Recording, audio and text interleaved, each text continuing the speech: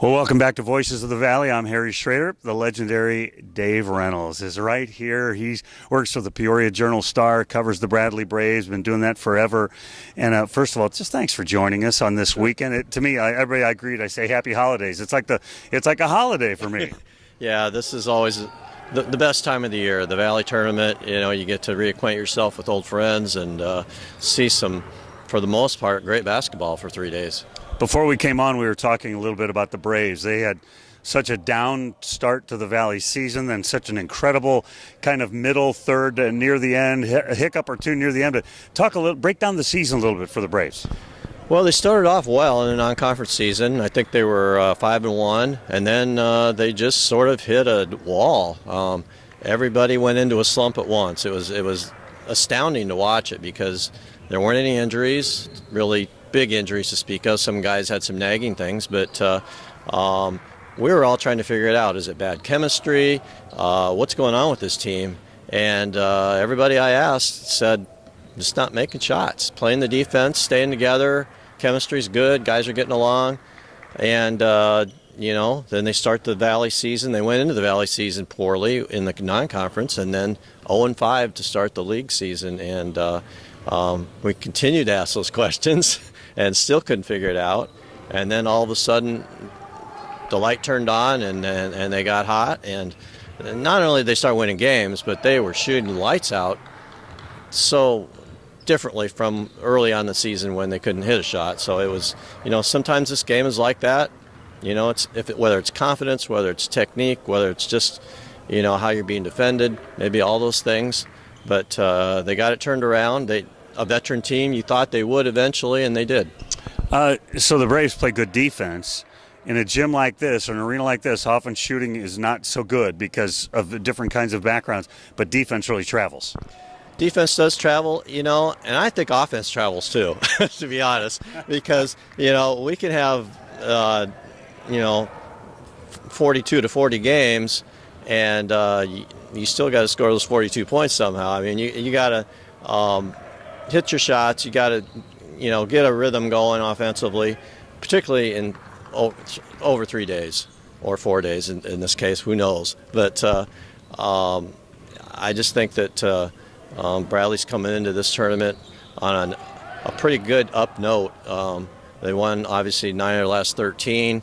Had a tough one at Loyola to close the season, but had been playing really well up until that point. Didn't play that poorly at Loyola either. It was a case of the Ramblers just being, all the karma was in their favor that day. Senior night, you had the Sister Jean prayer, of course, sold out arena, and they had a lot to play for, playing for first place in the league. What's the mood in Peoria these days surrounding the Braves? Obviously, the program's ticking in the right direction. How's the fan base? How are people responding? Well, if you'd asked me that question a couple of months ago, I would have said that, the pitchforks were out. They thought this was going to be the year. They'd been patient. This was Brian's 4th year. They had improved gradually, taking good steps each year. Got out of the Thursday night game last year for the first time in 8 years, and people were expecting a contending team this year. And as things evolved in those early days and the team was not looking good, and they actually got booed off the court a couple of times. It was, like I said, nobody could quite figure it out, and the fan base, they were frustrated. And as you know, they're passionate fans up there. They love their basketball, and they'd been paying their season tickets year after year after year and didn't feel like they were getting their money's worth, I guess, because the team, has been on a downswing the last decade, really. And then Brian had brought it back the last couple of years, slowly building with freshmen. And the thinking was, this is the year, and it looked like it was going to happen. Now, as it's turned out, fans turned back. They came back. When the winning came, the fans. Now they didn't sell out the place, but they still led the league in attendance, which by 5 over Illinois State, which is a matter of pride in that community. Sure it is. So, I think people are ready for for this team to maybe step forward in this tournament, because Bradley has not won this tournament in St. Louis. has not won it since 1988 in Peoria, actually. So it's time. Dave Reynolds, the Peoria Journal-Star. We had Wyatt Wheeler on. He covers the Bears. You cover the Braves. He said the Bears are going to win the game. What say you? Well, I would have agreed with him a couple weeks ago. The Bears have been on a little bit of a downslide. Bradley's been ticking upward. The Bears took care of Bradley both games. The first one was close in Peoria. They overcame a 14-point deficit to win in the final minute, and then just plundered the Braves in Springfield. One of probably Bradley's worst game of the season. And but that said, that was in January, and it was. And I think Missouri State, they play so few guys. You know, even though it's day one of this tournament, you need to have some depth, I think. Not only to get to Sunday, but even to get through Friday, because the intensity has turned up a couple more notches over the regular season, and I think Bradley has they've developed some nice depth. One of the byproducts of having an up and down season, the coach is trying everybody, and some guys had some good opportunities to show what they could do. So I think Bradley's going to win. I think it'll be close.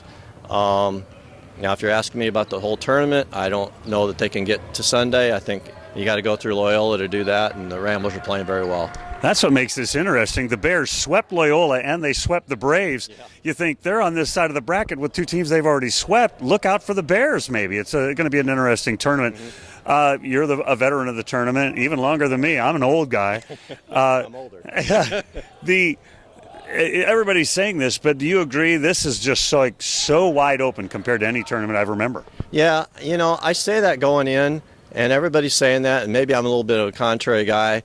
I kind of think that it's going to go according to seeds. I'm picking Loyola to win it.